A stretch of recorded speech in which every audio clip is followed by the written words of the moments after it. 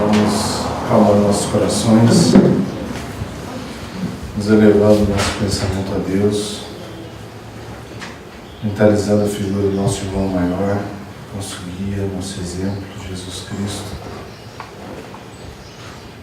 que veio a este mundo para nos dar o melhor exemplo possível do amor que Deus nos quer, o amor que Deus planeja para todos nós, que todos nós buscamos exercitar. Nos agradecer por mais esse dia maravilhoso, com um sol irradiante, cheio de energias boas, por estarmos aqui juntos, unidos, saudáveis, para um estudo, para um aprendizado que irá nos crescer, irá nos alimentar tanto como espírito quanto como corpo físico, para estarmos melhores preparados para os dias subsequentes, sabendo lidar com cada um dos nossos desafios, com cada uma das nossas provas, tendo o melhor proveito possível desse momento. A espiritualidade nos guie, nos ilumine no estudo, na palestra de hoje, para que tenhamos bons frutos. Que assim seja. Obrigada pelo convite, Sônia. Obrigada por vocês virem, a todos. Gente, primeiro quando eu recebi o convite da Sônia para vir falar, eu pensei assim, eu acho que o mentor está querendo me dar um conselho aí, está querendo me dar um empurrãozinho. Porque quando a gente vai falar de um assunto, a gente está precisando mais daquela instrução do que quem vai ouvir, né? Então, a proposta de hoje é a gente falar um pouquinho sobre pensamento, sobre autopercepção. Eu preparei um material para linkar um pouco, para juntar um pouco. Pensamento na doutrina espírita, percepção na doutrina espírita, mas também um pouquinho da prática do dia a dia, como a gente conduz, por exemplo, um paciente que está com depressão e como que a gente lida com esse pensamento, né, para a gente ter algumas dicas de lidar com o pensamento no dia a dia. Tá? Eu gosto muito de, quando eu dou aula, de fazer uma aula interativa. Então eu gosto de conversar, de fazer pergunta. Então se vocês fiquem bem à vontade, tá? Se eu fizer pergunta, não fiquem com medo de responder ou com algum receio, tá? É mais para a gente criar esse clima de interação, porque isso favorece a aprendizagem. Tudo bem? Então a palestra de hoje vai falar de pensamento e autopercepção na doutrina espírita, né? E é um assunto bem importante, né? Já que o pensamento cria, o pensamento molda. Então a gente vai tentar entender um pouquinho disso, trocar experiência, e eu acho que essa é a parte mais importante. Bem, vocês já pararam para pensar ou para refletir, né? O que é pensamento? Vibração. Vibração, isso mesmo. Na doutrina espírita, a gente vai encontrar em várias obras falando sobre pensamento. Desde a codificação, né, nas obras básicas da doutrina, e a gente vai encontrar em André Luiz, em Emmanuel, na Joana de Ângeles, a gente vai encontrar em vários livros e capítulos de livros dedicados ao entendimento do pensamento, porque é bem importante no dia a dia. É o treino de pensamento que nós todos precisamos fazer para que a gente não caia em algumas armadilhas, né? Tanto armadilhas internas do nosso próprio pensamento, da nossa própria personalidade, quanto armadilhas que vêm das influenciações espirituais, que todos nós sofremos, tá? Então, o Francisco Cândido Xavier, no livro Os Mensageiros, ele traz assim: é na mente que temos o governo da usina maravilhosa do corpo físico. Possuímos aí o caráter, a razão, a memória, a direção, o equilíbrio, o entendimento e o controle de todos os fenômenos da expressão corpórea. Na rede mental, temos todos os registros dos princípios vitais nos núcleos celulares. Cada célula é minúsculo motor trabalhando ao impulso mental. Difícil? Fácil? Como que a gente traduz isso para o dia a dia? O pensamento cria. Então, quando a gente pensa, isso vai formar, vai ser plasmado de alguma forma, né? Isso faz com que aquilo venha se materializar ou não. Mas aquela ideia vai ser plasmada e isso a gente precisa compreender quando emite pensamentos e quando a gente não está numa vibração boa, né? Então a gente está com irritação, com impaciência, com estresse, aconteceu algo no trabalho, alguém fechou você no trânsito, né? No dia a dia não acontecem situações assim? Não é para todos nós? O que a gente emite de pensamento nessa hora? A gente para observar? A maioria das vezes não. A gente deixa passar e pensa alguma coisa, por exemplo, xinga lá o rapaz que fechou você no trânsito, né? Ou alguém te fez algo, você já emite um pensamento irritado com aquilo que aconteceu. Isso vai criando, né? Vai plasmando. Então, por isso a gente tem que tomar o máximo de cuidado, porque aqui ele está dizendo, né? Ó, ele vai criar, seria a sede da razão, da memória, da direção e também do equilíbrio. Porque se a gente consegue entender isso, a gente vai transmitir pensamentos harmoniosos, ou tentar pelo menos transmitir esses pensamentos mais harmoniosos, para gerar uma harmonia também ambiental e transmitir isso aos outros, né? Às pessoas encarnadas e aos desencarnados, já que a gente está em intercâmbio, tudo bem? Mas aonde é formado o pensamento? O pensamento vem da onde? Da mente. Da mente. E a mente faz parte do quê? Vocês já pararam para pensar nisso? Então, eu coloquei um slide aqui para a gente lembrar, né? Porque eu sei que todos vocês leem, estudam sobre isso também, então a gente vai relembrando, né? Então, vamos lá. O espírito é a sede, né? O pensamento é do espírito. Então, na biologia, na psicologia, na ciência materialista, eles dizem que o pensamento vai ser formado nas conexões neuronais entre os neurônios, através dos impulsos elétricos, né? No cérebro. Mas o cérebro é só o aparato físico, né? Da onde surge a fonte é espiritual. Mas o espírito, ele é uma parte desse conjunto que a gente vai ver, olha. Em seguida, a gente tem uma outra estrutura, vamos colocar assim, que se chama corpo mental, que é a parte mental.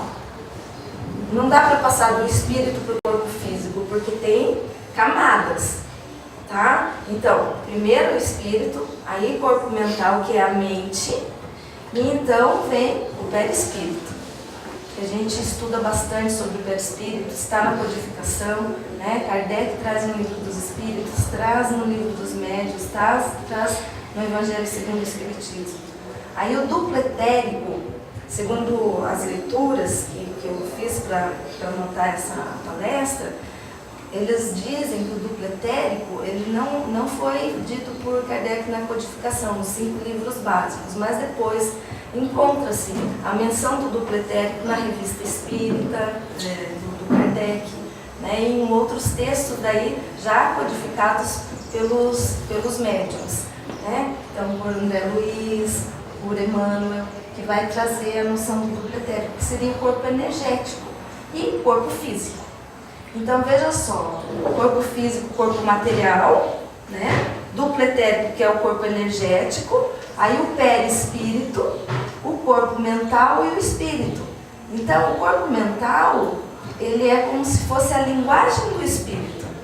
E é aqui que é a sede do pensamento, né? Então, o espírito transmite para o corpo mental influencia o perispírito, influencia o duplo etérico, que é o corpo energético, e influencia o corpo físico. Aí, que a gente viu ali no slide anterior, ele fala que por isso que os núcleos celulares, que daí são os neurônios, vão captar. Mas o espírito, o corpo mental e o perispírito, ele vai vir do espírito pela glândula pineal, que seria a sede, né? Que seria a glândula material do corpo físico, que vai captar essa energia de pensamento. E a célula, ela vai transmitir. Então o pensamento ele não está só lá naquela estrutura cerebral, que na biologia a gente estuda, que está na parte do pré-frontal, que é essa parte aqui atrás da testa, né? Em outras áreas cerebrais. Mas quando a gente estuda de uma maneira ampla, segundo a doutrina espírita, a gente sabe que vem do espírito. Então a vontade vem do espírito, né? Tudo o que a gente sabe está no espírito. Vocês lembravam disso? Que o pensamento, ele originava dali? Então, para a gente tentar só relembrar o que é o espírito, né? Aí eu trouxe a questão 76 do Livro dos Espíritos, que diz que definição, ou qual definição se pode dar aos espíritos? Ao termo espíritos, né? Aí o espírito de verdade responde: pode-se dizer que os espíritos são seres inteligentes da criação e eles povoam o universo fora do mundo material. Porque o que está aqui no corpo físico, conectado ao corpo físico, é a alma, né? E o espírito é essa energia individualizada. Tá? Isso lá a questão do Livro dos Espíritos. E o corpo mental, o que seria? É um envoltório sutil da mente, e seria a sede da inteligência, dos sentimentos e dos pensamentos. Perispírito, que é chamado corpo espiritual, é o veículo físico, ajustado ao campo mental e intermediário das ações do espírito sobre a matéria densa. O duplo etérico seria um filtro, a vitalização da matéria, tá? Os pontos energéticos, centros de força. Tá? E o corpo físico a gente conhece bem, né? É a estrutura orgânica material mais compacta, o veículo de manifestação do encarnado, retrato do corpo espiritual. Esses termos, esses conceitos, estão também na codificação de André Luiz, Evolução em Dois Mundos. Tá? Então, o que a gente tem que lembrar? Que pensamento, ele vem do espírito e ele é traduzido pelo corpo mental, que é a mente, através da glândula pineal. Essa recepção é feita na glândula pineal. E isso vai expandir para todo o cérebro, né? E também para todo o corpo. Não fica restrito. A forma pensamento, que é o que a gente pensa, vai se materializar, se for plasmada, se a gente fixar naquilo lá, seja bom ou seja ruim. Esse que é o problema. Então a gente tem que fazer treino. Porque nós estamos aprendendo, né? Por que vocês acham que os mentores me empurraram para vir dessa aula? Essa palestra aqui, né, Sônia? Vai lá, mas você vai ter que treinar. Todos nós, gente, estamos em aprendizagem, né? Então eu sempre falo que é muito difícil, às vezes, no momento de tensão, de estresse, você ter todo esse equilíbrio de respirar fundo, não se deixar levar por um momento situacional do que está acontecendo ali.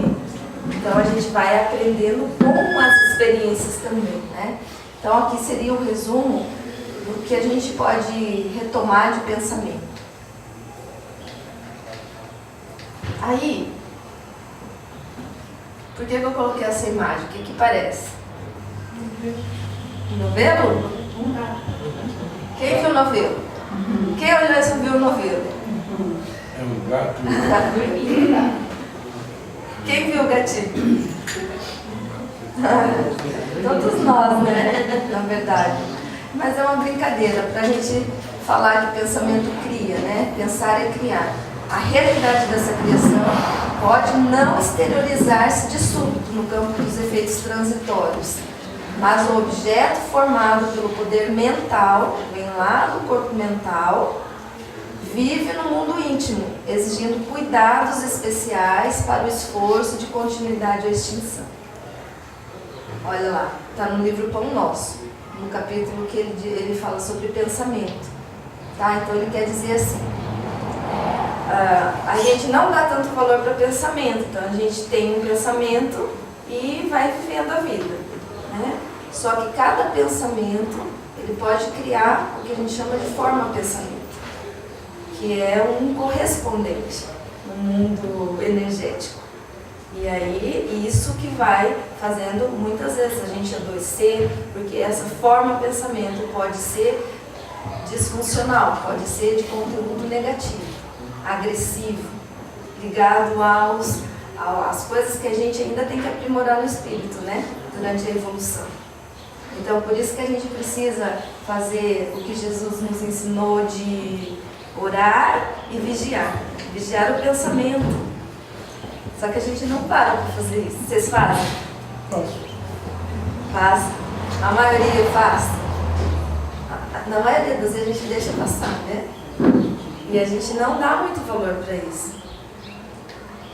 E isso pode fazer com que a gente adoeça. Né? Então, renovar os pensamentos não é tão fácil quanto parece. O que precisa? Prece. Disciplina. Fé. Vontade. Está no livro dos Espíritos. Né? Como é que eu faço isso? O Espírito de verdade responde. Falta uma coisa, brincando aqui, tá? Fazendo uma brincadeira. A gente fala, falta uma coisa mista. Falta vontade. Na verdade, a gente consegue pela força da vontade. Né?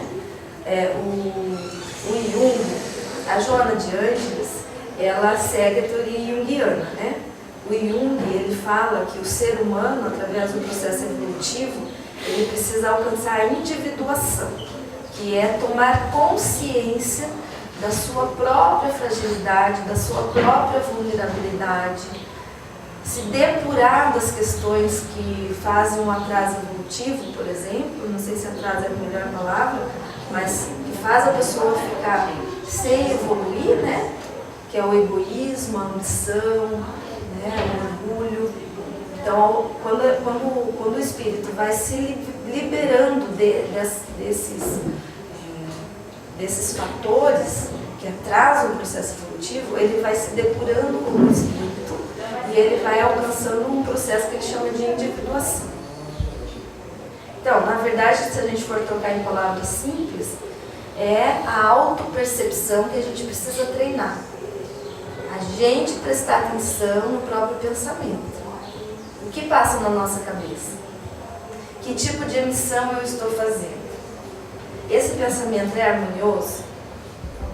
E aí eu paro para prestar atenção nisso. Isso é autopercepção. Autopercepção é olhar para dentro. Né? Então ele diz, renovar os pensamentos não é tão fácil quanto parece. Demanda muita capacidade de renúncia e profunda dominação de si mesmo. Qualidades que o homem não consegue alcançar sem trabalho, sem sacrifício do coração. O que vocês disseram? Que precisa fazer para a gente lidar com o pensamento? Fé, meditação, oração, vontade. Não é? Olha lá, ó. Renúncia e profunda dominação de si mesmo. Qualidade que o homem não consegue alcançar sem trabalho e sacrifício. Mas não precisa ser com sacrifício. Pode ser mais tranquilo. É só a gente fazer esse processo de autopercepção. Olhar para o próprio pensamento. Em cada situação que acontece. Ah, mas é muito corrido. O dia a dia não permite. Não dá tempo. A gente não pode criar pensamentos assim. E cria. Né? Mas nesse momento que vem esse pensamento, a gente chama isso na psicologia de pensamento automático, a gente para e fala, não, espera, eu tenho que respirar fundo aqui, eu tenho que fazer uma leve meditação, tenho que fazer uma prece. E aí eu vou seguindo em frente com aquilo ali, né, que está acontecendo. Então, o que a moça está fazendo aqui? Essa é a resposta direta. Se a gente for olhar, se a gente for tentar interpretar então essa imagem, o que daria para dizer? O que ela representa? Qual o símbolo? A gente usa essa imagem para dizer olhar para dentro, autopercepção. Eu só vou saber de mim se eu me conhecer, não é? Como que eu vou me conhecer? O que eu preciso fazer? Eu preciso parar e olhar para mim, né? Olha lá, a autopercepção é um processo de autoconhecimento. Percepção é perceber o mundo, tanto o mundo externo, que está à nossa volta, quanto o mundo interno. O que eu penso, o que eu sinto, como eu reajo a dada situação. Tá?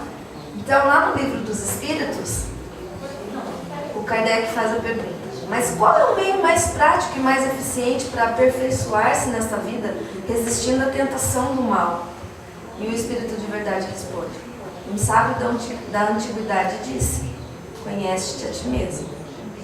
Conhece-te a ti mesmo é o processo de autopercepção que a gente tem que fazer. Não é grande, gente. Vocês estão todos sérios. Dá medo isso? Não é grande. É no dia a dia, é pequenas coisas. É pequenas tarefas. É um passo de cada vez. Mas o que a gente precisa treinar? A não desistência. Não dá para desistir. A gente precisa continuar. Então eu vou errar, eu vou ter um resultado desse erro, eu vou precisar olhar para isso e me perceber nesse erro. Falar, o que eu preciso aprender? Eu estou fazendo spoiler do resto da palestra, porque eu coloquei isso no outro slide, né? Então, aqui, eu só voltando um pouquinho, a gente vai fazendo esse treino ao longo da vida e nas coisas pequenas do dia a dia que acontecem. Não dá para deixar para outra encarnação. Falar, mas está muito difícil perdoar essa pessoa, eu vou lá deixar para outra encarnação. É difícil, né? Ah? É difícil. É difícil, não é? Mas eu preciso treinar, então. Eu acho engraçado, assim, eu acho curioso, né? Que existe muita coisa escrito sobre perdão, sobre você deve perdoar. A gente lê muito sobre isso. Mas não tem muita coisa escrita assim. Qual é o passo a passo para perdoar, né? É querer. Oi? É querer. A vontade. Entra aí, né? O primeiro passo. E daí pedir ajuda para o mentor, né? Fazer oração para Jesus ajudar também a gente, porque o processo é complexo, não é? Só que não dá para adiar para outra encarnação. Então, se eu conseguir dar o primeiro passo, eu já estou caminhando na direção disso. E esse primeiro passo eu consigo através dessa vigilância do meu pensamento, dessa autopercepção. Isso faz parte do processo de aprendizagem. Todos nós passamos por isso. Não me olhem assustados. O perdão, ele é um processo complexo. Dentro do perdão, eu preciso lidar primeiro com a mágoa, depois com esse sentimento que ele relata que fica. Eu vou fazendo esse exercício de observar o meu pensamento. Eu vou afastando um pouco esse pensamento que é... Imagina uma pessoa e me coloco no lugar dela e imito para ela um sentimento, uma oração, uma prece de amor, de perdão.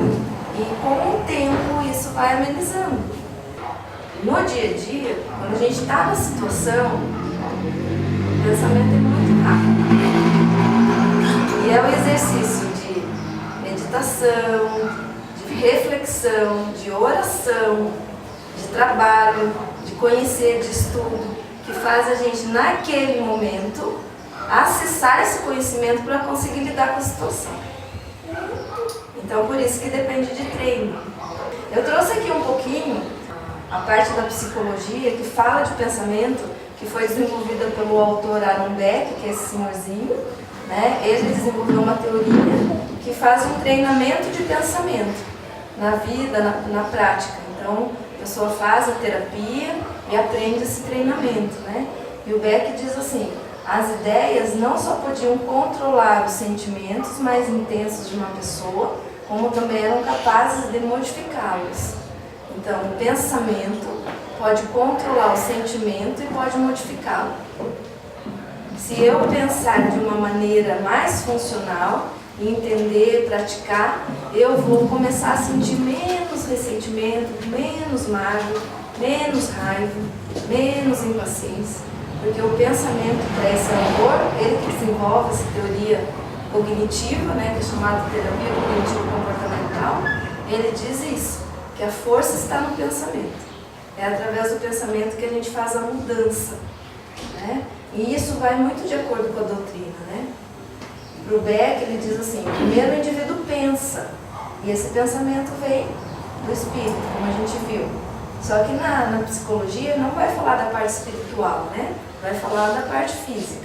Ele diz assim, primeiro o indivíduo pensa, aí o indivíduo sente, aí o indivíduo se comporta. Isso é tudo junto, mas é como se o pensamento viesse antes. Então o Beck diz assim, primeiro eu penso, não vou conseguir perdoar. Esse é o pensamento, não vou conseguir perdoar. O que eu sinto? Quando eu penso isso, o que eu sinto? Sinto tristeza, sinto angústia, sinto raiva. Aí o que eu faço?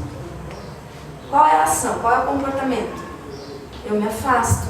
A pessoa vai lá no churrasco e fala, eu não consigo nem ver, não dou conta, aí eu não vou. Então eu penso, eu sinto, eu me comporto.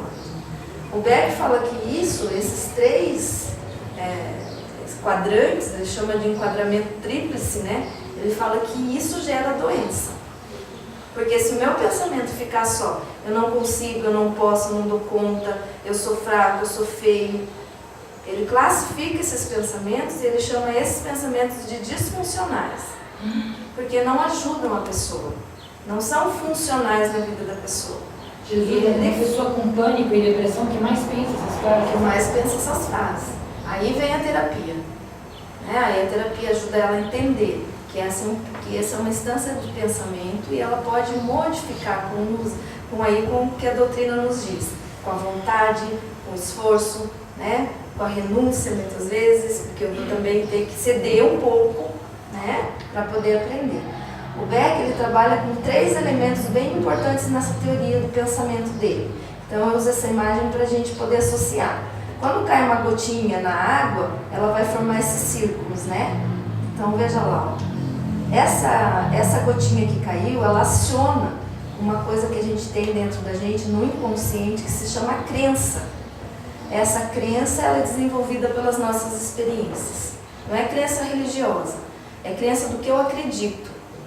Tá? Então ele fala que isso, ó, aqui no meio do inconsciente está a crença nuclear. O que é inconsciente? Eu não sei disso.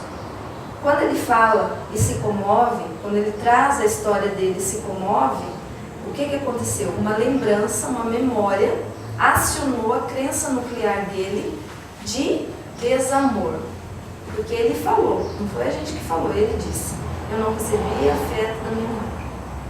Pronto, acionou. Viu o conteúdo emocional? Quando ele pensa em não receber afeto, é o pensamento. O que ele sente? Tristeza. O que ele faz? Faz o relato e chora.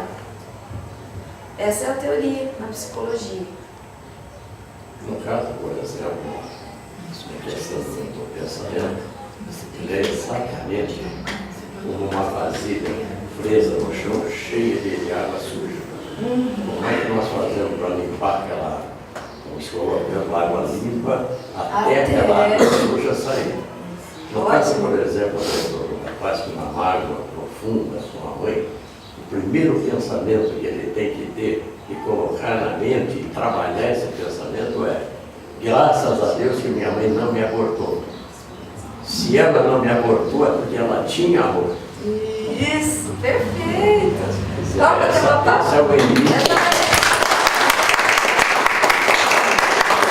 é o início da modificação do restante dos pensamentos. Porque é só através de estudo, de compreensão é que vai amainando. Mas o fato dela não ter abordado era sinal que ela tinha.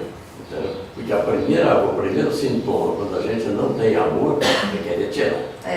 E aí o que a gente está falando é trabalhar a crença nuclear, colocando água limpa para sair essa ativação da crença nuclear. Quando ele trabalha com 3 sistemas, olha lá, quando cai a ação ou a situação que houve, vai acionar a crença nuclear e vai gerar resposta, né? Vai mexer no sistema inteiro.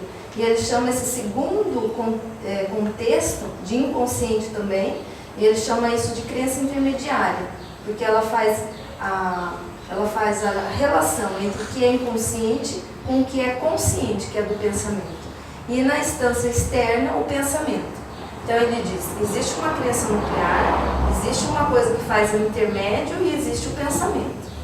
O pensamento, se a gente treinar, a gente acessa. Porque se você parar para observar, você pensa, você sabe que você está pensando num pensamento de raiva, de irritação. Você acessa. Mas a crença nuclear nem sempre é consciente. Porque dentro de mim, internamente, eu posso acreditar que eu não sou amado e eu nem sei que eu acredito nisso. Só que quando eu vou falar disso, eu me emociono, eu fico chateado, eu fico triste. Que esse pensamento, assim como na doutrina espírita, na teoria vai dizer a mesma coisa. A gente treina, a gente observa, a gente faz pergunta para ele. Então tá certo fazer a pergunta. Porque é isso que a Joana também diz, né? Então, eu trouxe só rapidamente para a gente só saber que esse núcleo aqui, isso que gera todo esse contingente de pensamento, de emoção e de comportamento que a gente faz, ele separou em 3 grandes classes. A primeira classe ele chama de desamor, a segunda ele chama de desamparo e a terceira ele chama de desvalor. Então, desamor é isso que ele relatou. Eu não me sinto amado, ninguém me deu afeto, isso não aconteceu, mas eu esqueci o nome do senhor. Ezequiel. Mas o senhor Ezequiel falou, mas, veja bem, por ela ter te dado a luz, eu estou usando um exemplo aqui para a gente usar, né, como reflexão. Por ela ter te dado a luz, não é 100% de desamor. Então eu posso me agarrar nisso. Me agarrar nisso é a água limpa que eu vou colocar. Percebe? Então olha tudo que eu faço. Se eu ficar 100% de desamor, eu vou esquecer qualquer sentimento bom que ela tenha tido comigo. E isso não é verdade. Porque não existe 0 ou 100. Tudo é parcela. Então eu tenho que lembrar disso. Isso faz parte do treino, né? Então o desamor é esse sentimento que faz a gente achar que a gente não é amado. Isso faz a gente adoecer. Depressão. O desamparo é achar que a gente não pode fazer nada sozinho. Aqui eu não estou falando na situação de ser egoísta. A pessoa, ela depende do outro como se o outro fosse uma bengala. Não consegue sair, não consegue fazer as coisas, não consegue pagar uma conta, não consegue resolver, não consegue tomar uma decisão. Então ela sente desamparo. Mas ela tem que lembrar justamente isso, do exemplo do seu Ezequiel. Tem que colocar água limpa aí no desamparo, porque você consegue sim. Tem que treinar. São várias coisas que a gente tem que analisar. A mãe, além de deixar a gravidez ir até o final, amamentou, limpou, deu alimentação, teve todos os cuidados na primeira infância. Isso vai contra a ideia de desamor absoluto. Exato. E colocando isso, automaticamente é a água que vai limpando aquele balde sujo. E o desvalor é a pessoa se sentir inferior. Eu acho que eu não sou boa. Por exemplo, quando eu vim falar aqui, me deu nervoso, né? Muito nervoso. Falei, meu pai, não vou conseguir, não vou dar conta. E eu dou aula. Dou aula para turmas como essa, maiores, né? Só que é outro assunto, outro conhecimento, né? Então, olha ali a crença do desvalor batendo, né? Mas aí eu não posso fugir. Porque eu tenho que vir, nem que eu trema. Tem um negócio aqui, nem que eu incorpore aqui na frente. Mas eu tenho que enfrentar. Porque se eu fugir, eu estou caindo na crença. Pensa assim, o mentor uma hora pode te ajudar, então leva no automático. Pensa que eu não fiz a evocação hoje de manhã. Me ajuda, Pai José. Mas isso aí não seria uma falta de equilíbrio da energia do seu corpo? Sim. Toda. Por isso que é o tratamento lá do pensamento. Você traz a Isso que energia. eu falei, eu sou a mais necessitada talvez do processo, porque cai na armadilha o tempo todo, né? Mas o tratamento do pensamento é isso. É, isso. Minha amada professora. É a percepção, né, de que eu tenho essa fragilidade. Opa, ó, onde eu tenho que mexer no meu dia a dia. Você trata esse equilíbrio teu energético. E daí a gente conhece os tratamentos, né? Magnetismo, trabalhar com uma mediunidade, fazer o bem, caridade acima de todas as coisas, não só a caridade como essa que a gente conhece, né? Mas nos pequenos atos. Começa pelo pensamento. Quando você está fazendo vigiar e pensamento, você está sendo caridoso com você mesmo e com o outro, porque se você ficar com o pensamento equilibrado, você interfere no campo energético do outro. É amplo. Então, o Beck, esse autor, ele vai falar da disfunção do pensamento. Então, igualzinho a doutrina espírita, ele diz que se o pensamento estiver disfuncional, eu vou adoecer. Então, ele classificou os pensamentos nesses daqui. Vamos ver se a gente se reconhece. A gente catastrofiza. Então, uma coisa pequenininha, a gente, meu Deus, vai cair no mundo. A gente não faz assim? Uma pessoa não dá bom dia, você fala, já brigou comigo. Ah, não gosta de mim essa pessoa. Não é assim? Pensamento dicotômico. De dois, cotomia, extremos. É a pessoa pensar em extremos. Eu tenho que dar a palestra perfeita, eu tenho que acertar em tudo, eu não posso errar em nada, eu tenho que ser isso, eu tenho que ser aquilo, isso. O extremo. Ou, se não for para esse extremo do perfeito absoluto, né, ele vai para o outro extremo que é, não vou fazer. Porque eu não consigo fazer só até o 3, ou até o 4, ou até o 5. Ele não se admite treinar. Então, ou ele não faz, ou ele quer fazer e acertar tudo. E isso é bem complicado porque isso está ligado ao perfeccionismo. Não é essa perfeição que a gente lê na codificação, né? Que é a perfeição moral, que é eu buscar, trabalhar, fazer. É essa perfeição de não aceitar errar, não ter humildade. Porque a humildade é a gente estar com o pé na realidade, o pé no chão. Vem da palavra humus, que é terra, pé no chão. Né? Realidade. Eu admitir que eu tenho erros, que eu tenho falhas, que eu tenho vulnerabilidades, que eu posso melhorar isso. É essa perfeição que os espíritos falam, né? Os espíritos elevados falam para a gente buscar, perfeição moral. Tá? Essa outra é o disfuncional. Porque aí a gente não aceita treinar, porque a gente acha que a gente tem que ser, não pode errar, né? Se eu for errar, meu Deus, eu não faço. Se eu for falar com uma pessoa, e aí eu acho que eu vou falar errado, o que eu faço? Eu arrumo uma desculpa e não vou falar. Não é humilde, porque eu não estou treinando. Tá? Aí, emocionalização é a pessoa imaginar no pensamento que o que ela sente é real porque ela está sentindo aquilo. Eu sinto que você não está gostando da palestra. Aí pronto, virou verdade na minha cabeça. Olha eu plasmando um pensamento em minha volta. É uma nuvem. Porque eu tirei a conclusão que ela me olhou assim e daí não gosto da palestra, mas não é verdade. Né? Olha eu caindo numa armadilha. Ele chama isso de emocionalizar. Filtro mental é quando eu só olho da situação que aconteceu de ruim. Então a gente teve uma manhã maravilhosa, aprendeu sobre várias coisas e tudo, mas entrou uma abelhinha na sala e fez um barulhinho. Aí quando alguém pergunta, como foi a palestra? Fala, nossa, acredito que entrou uma abelha? Bem lá na hora. Não é? Eu estou filtrando uma coisa negativa da situação. E a gente não faz isso? Você passa umas férias maravilhosas, que aí você pega gripe. Né? Aí alguém fala, como foi as tuas férias? Você visitou, fez não sei o que, viajou, viu um monte de coisa bonita, mas você pegou gripe e falou, nossa, acredita que eu peguei gripe? Nossa, mas tira férias e pega gripe. Olha filtrando. Né? O outro pensamento é rotulação, muito comum em adolescente. Sou feio, não consigo, não vou dar conta, coloca um rótulo. Como se fosse muito horrível, né? O outro pensamento é o imperativo. Esse, para os transtornos, é o pior. O imperativo é um tipo de pensamento assim. Eu não aceito as coisas como elas são. Não aceito. Não, está sol, mas está muito calor.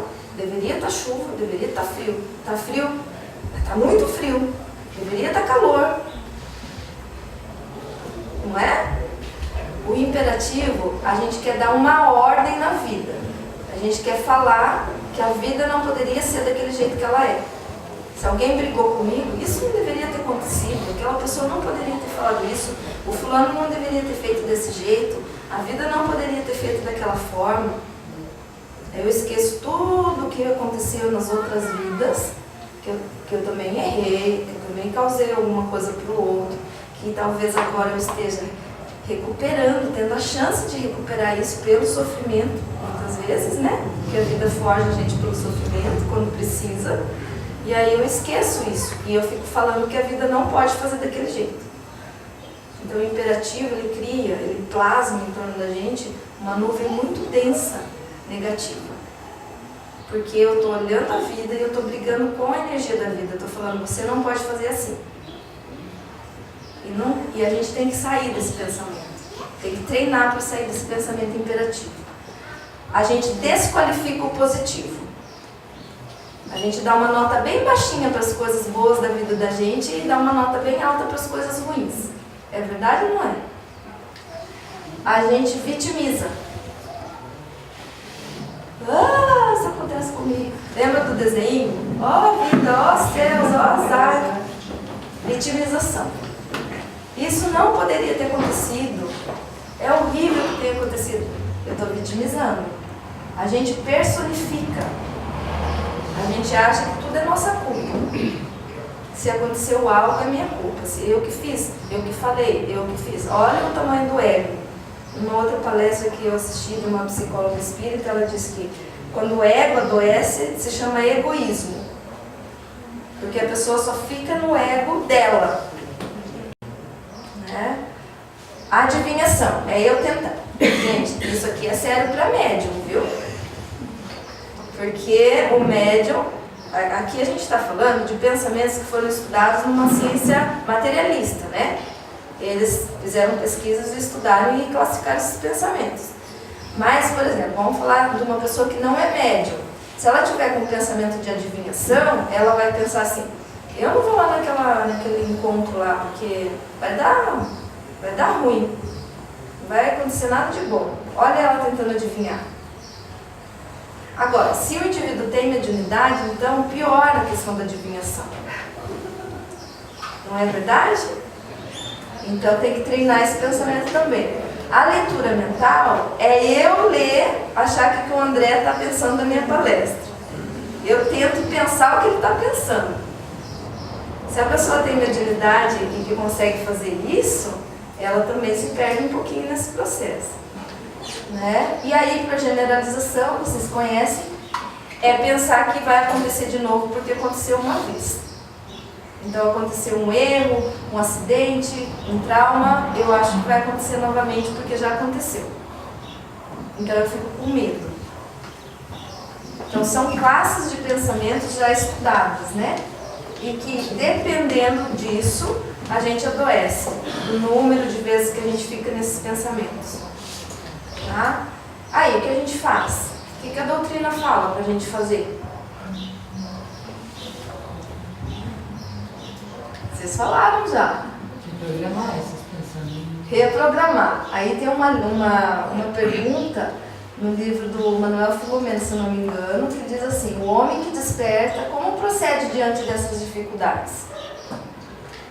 Aí a Joana de Ângeles responde, diante de tais fatos, em vez de haver uma revolta ou desespero, na serenidade do estar desperto, que é autoconsciente, do meu pensamento, da minha fragilidade, ele deve se interrogar. O que me está desejando dizer esse fenômeno perturbador? Por que eu estou passando por isso? Tratando-se de uma enfermidade, um desgaste físico, emocional, psíquico, uma perda de valores amoedados, ou a Joana fala também de um jeito que às vezes é meio complicado, né? Mas é valor financeiro, né? Valores amoedados de um trabalho, que é o sustento da existência, pergunta-se, isso que me está acontecendo, que tem de significado para o meu progresso, para a minha evolução? E quais as razões dessas mensagens? Por que isso está ocorrendo comigo? É consciência e mediunidade, então lá nesse livro. Então, de certa forma, é isso que a gente precisa fazer. Por que isso está acontecendo comigo? Por que está acontecendo agora? O que eu preciso aprender? Quando eu estou fazendo isso, eu estou desenvolvendo a autoconsciência. Tá? Aí, na psicologia, a gente usa exatamente essa tabelinha aqui, que é de treino de pensamento. Eu tento ver qual é a situação, eu penso na situação, falo, aconteceu isso, isso, isso. Aí eu penso no pensamento que veio à minha cabeça, que ele é automático. Aí eu coloco lá, né? Qual o pensamento que veio? O que eu senti? Senti raiva. Que saída eu tenho? Aí olha as perguntas que a gente precisa se fazer. Quais as evidências de que esse pensamento é verdadeiro? Que é assim, o outro não gosta de mim, eu estou pensando, né? Que evidência que eu tenho que é verdadeiro isso? Será que eu não estou baseando na minha própria conclusão, das minhas falhas, do que eu tenho de erro, que eu acumulei ao longo do tempo? Será que o outro não gosta de mim realmente? Então eu vou tirando a limpa a história, colocando água limpa. Tá? Aí eu penso, aí eu pergunto, há explicações alternativas para esse evento? Alguma forma alternativa de eu enxergar a situação? Aí eu vou tentar refletir assim, bem, se o outro não gosta de mim, será que eu posso pensar de outro jeito? Mas eu vou tentar conquistar então ele, eu vou fazer amizade, eu vou tentar mostrar para ele que talvez ele esteja enganado, né? Porque eu sou uma pessoa boa. Eu vou tentar fazer o contrário, tá? O que pior poderia acontecer? Qual é a pior da situação? O que é mais realista da situação? O que é possível fazer a respeito se o outro não gostar de mim? Aí eu lido com a situação real. Aí, quando eu estou fazendo isso, eu estou vindo para a realidade de novo. Tá? Aí o treino do pensamento pela codificação, né? Conhecimento de si mesmo, pergunta 919. Todos nós temos que relembrar, todo dia. Eu brinco que a gente tem que escrever ela e colocar debaixo do travesseiro. Acorda de manhã, já olha para ela. Faz um cartãozinho. Compreendemos toda a sabedoria contida nessa máxima, mas a dificuldade é precisamente a de conhecer a si mesmo. Está falando exatamente o que a gente falou antes, né? Mas como que eu faço isso? Qual é o meio para se chegar a isso? O Espírito responde, fazei o que eu fazia quando eu vivi na Terra. Padre Santo Agostinho, né? Que fala isso. No fim do dia, eu interrogava minha consciência, refletia sobre o que havia feito e me perguntava se não faltara com algum dever, se alguém tiver um motivo de reclamar de mim. E foi assim que eu consegui conhecer-me e ver o que precisava modificar em mim. O exame de consciência. Lá no Livro dos Espíritos, página 293. Eu falo sempre, gente, que a vida sempre vai trazer ondas pra gente, né? O mar nunca para de trazer ondas, né? Então nunca para de vir problema, de vir pensamento, porque a gente está num processo evolutivo de construção. A gente está aprendendo. Então a gente vai ter que lidar com isso. Se eu falar imperativo, eu vou falar, o mar tem que parar de fazer a onda, porque eu não gosto da onda. É possível? Então eu tenho que lidar com o problema. Ele vai vir. Né? Então, lá no Chico Xavier tá, a purificação dos sentimentos verifica-se tão somente no cadinho doloroso dos séculos. Agora, em minhas novas expressões de análise e perquisição no plano espiritual, sei que há almas que esperam perdão há milênios e dos espíritos de outros que não levam menos tempo para assimilar essa ou aquela virtude. É no cadinho doloroso dos séculos que a gente vai alcançar esse objetivo. Porque são várias vidas para depurar, né? Mas aqui não pode cair no comodismo. Então ainda bem que ela colocou aquele slide lá, porque agora só vou fazer isso lá daqui 10 encarnações. Pode. Tem que começar agora. E aí acaba a nossa reflexão.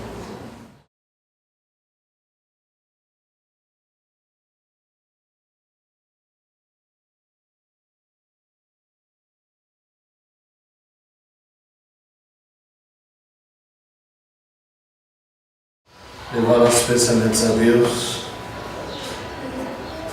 agradecer por esse momento juntos, unidos, como uma família tem que ser, aprendendo juntos, uns com as experiências dos outros, nos enriquecendo, nos fortalecendo para superar nossas provas e expiações no dia a dia. Que possamos levar conhecimento hoje adquirido aos nossos dias, ser empregados em cada dia, que possa ser uma ferramenta de acolhimento, de amor ao nosso próximo, mais próximo, e que possamos estar sempre vigilantes aos nossos pensamentos e orando constantemente por eles. Que tenhamos um domingo abençoado, em família, saboreando cada momento desse aprendido agora.